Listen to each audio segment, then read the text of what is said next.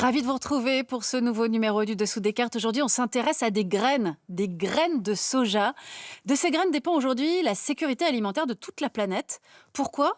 Parce qu'on en fait du lait de soja, de l'huile de soja, mais surtout parce qu'on en fait des tourteaux de soja, lesquels servent aujourd'hui pour l'alimentation des porcs, volailles et autres vaches et bœufs de la planète. On va vous raconter l'étonnante histoire de ces graines de soja, cultivées au départ sur le continent asiatique, puis passées au fil des années sur le continent américain, où trois géants dominent désormais la production mondiale, le Brésil, les États-Unis et l'Argentine. Les Européens doivent faire avec cette dépendance commerciale, surtout depuis la guerre des tarifs douaniers décrétée par Donald Trump. Idem pour les Chinois, eux aussi dépendent du soja américain, mais ils ont des armes sérieuses, vous allez voir, pour riposter. Tout de suite, voici la guerre du soja, une longue histoire qui se joue sur tous les continents. Sortons nos cartes. Au cœur des États-Unis, dirigeons-nous vers les grandes plaines de l'Iowa. Ici, les champs de soja s'étendent à perte de vue sur près de 4 millions d'hectares.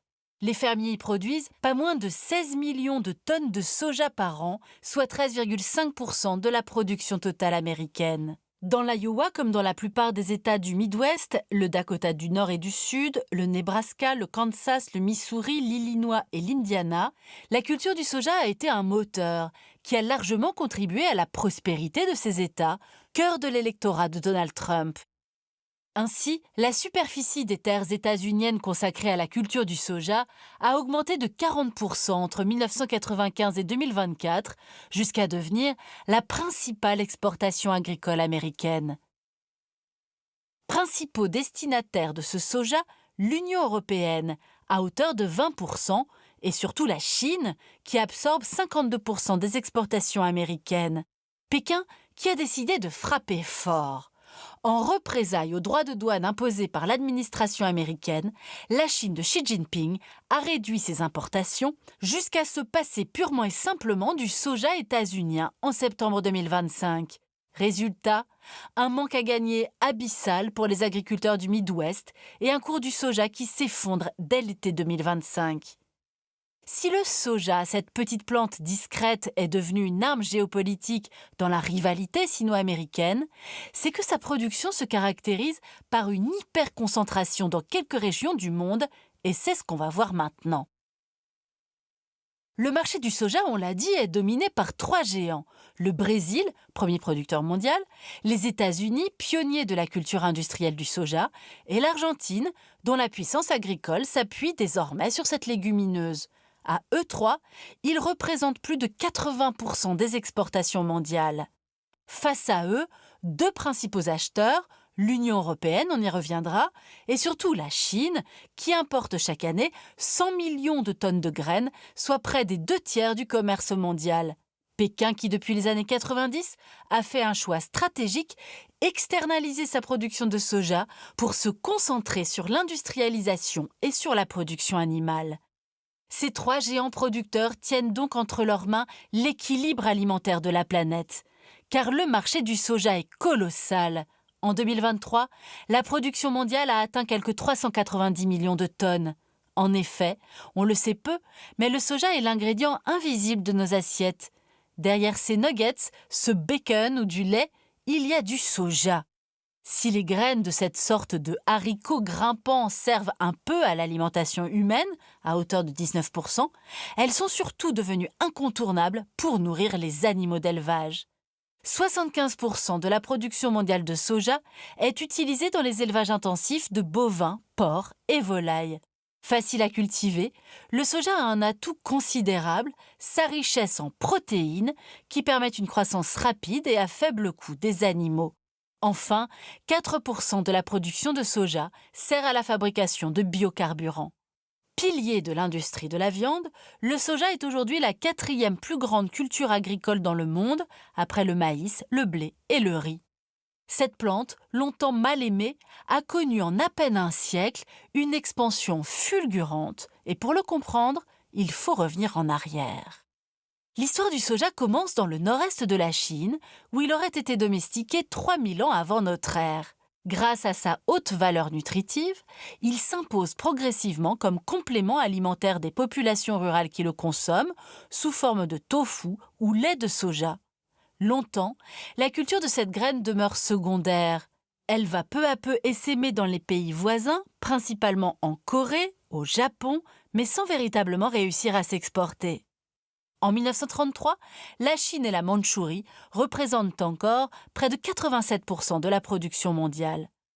C'est dans les années 1930 qu'a lieu la grande bascule, l'industrialisation du soja grâce aux États-Unis. Suite à l'annexion de la Mandchourie par le Japon en 1931, les États-Unis, privés de leurs ressources en soja, décident de le produire eux-mêmes. Le gouvernement de Roosevelt soutient alors la recherche agronomique avec des variétés à haut rendement et subventionne la production de soja. Associé au maïs, il devient un aliment clé dans la production intensive de viande. Un autre tournant décisif a lieu au lendemain de la Seconde Guerre mondiale. Dans le cadre du plan Marshall, les États-Unis décident d'écouler leurs excédents de soja qui deviennent essentiels pour relancer rapidement l'élevage européen. En 1962, avec la politique agricole commune, l'Europe arbitre ses priorités. Elle soutient la production de céréales, de lait et de viande. Quant au soja, elle continuera à l'acheter massivement aux Américains. À partir des années 1970, les États-Unis deviennent le premier exportateur mondial de soja et constituent une véritable filière agro-industrielle dont ils maîtrisent tous les maillons, de la semence au silo jusqu'aux terminaux portuaires.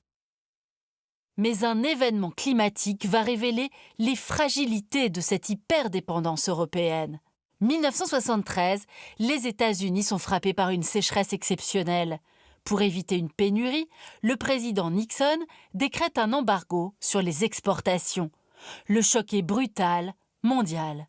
Le cours du soja est multiplié par 4. Alors pour compenser, l'Europe décide de nourrir son bétail avec des farines animales jusque dans les années 90, où ce système va s'effondrer. Le scandale sanitaire de la vache folle contraint l'Union européenne à se tourner de nouveau vers la petite graine incontournable, le soja. De simple plante nutritive, le soja, on l'aura compris, est donc devenu en un siècle seulement un pilier de la sécurité alimentaire mondiale. À l'aube de l'an 2000, de nouveaux géants agricoles ont redessiné un marché du soja toujours plus mondialisé, et c'est ce qu'on va voir maintenant. En Amérique du Sud, 2 pays, le Brésil et l'Argentine, comprennent dès les années 70 l'intérêt de produire du soja à grande échelle afin de répondre à une demande mondiale en plein essor. Au Brésil, l'État encourage l'occupation de cette région, le Cerrado, immense savane vaste comme 3 fois la France, autrefois jugée impropre à l'agriculture. Avec la recherche agronomique, une mécanisation intensive, le Cerrado devient la première région productrice du soja brésilien. Les rendements ont doublé en 20 ans. Résultat, le Brésil est aujourd'hui le premier producteur mondial, avec environ 165 millions de tonnes récoltées en 2024. En Argentine, le soja a lui aussi connu une ascension fulgurante.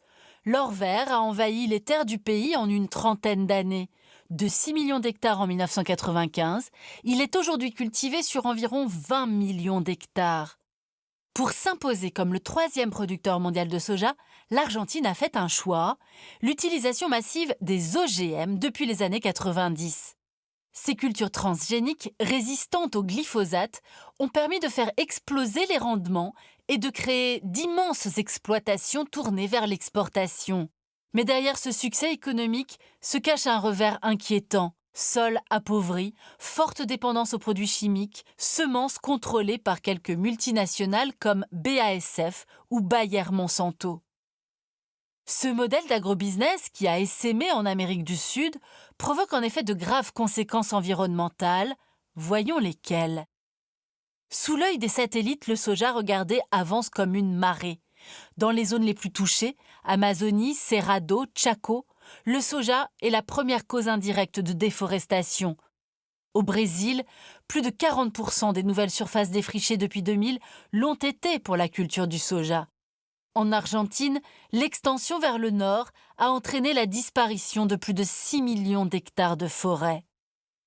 Malgré ce coût écologique élevé, la culture intensive du soja a fait de l'Amérique du Sud un acteur majeur du commerce mondial. Elle exporte majoritairement son soja, on l'a vu, vers la Chine et ensuite vers l'Europe.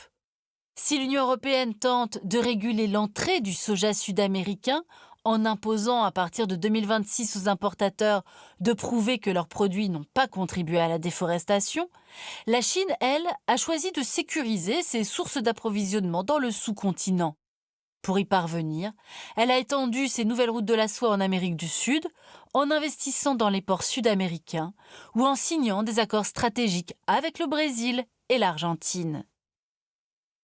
Voilà pour cette géopolitique du soja et sa facture écologique élevée, en raison de ce leadership américain installé au fil des années qui entraîne une dépendance européenne et asiatique, on l'a vu, une dépendance qui a donné des arguments aux adversaires de l'accord de libre-échange négocié entre l'Union européenne et les pays du Mercosur. Pour eux, la filière de l'agriculture intensive du soja, au Brésil comme en Argentine, va envahir le marché européen. Sauf que les défenseurs de l'accord rappellent que de nombreux garde-fous ont été mis en place, que les normes environnementales de l'UE devraient demeurer contraignantes pour les pays du Mercosur, qu'il y aura des quotas pour empêcher ces importations de perturber le marché et des mesures de sauvegarde en cas de déstabilisation trop importante. C'est avec lui que nous avons préparé cette émission. Le chercheur Olivier Antoine signe cette géopolitique du soja aux éditions Armand Collin. Ainsi s'achève ce nouveau numéro du Dessous des cartes. Rendez-vous bien sûr la semaine prochaine, même endroit, même heure. Et d'ici là, n'oubliez pas, arte.tv et nos réseaux sociaux pour retrouver l'ensemble de nos vidéos. Et abonnez-vous à notre newsletter. À bientôt.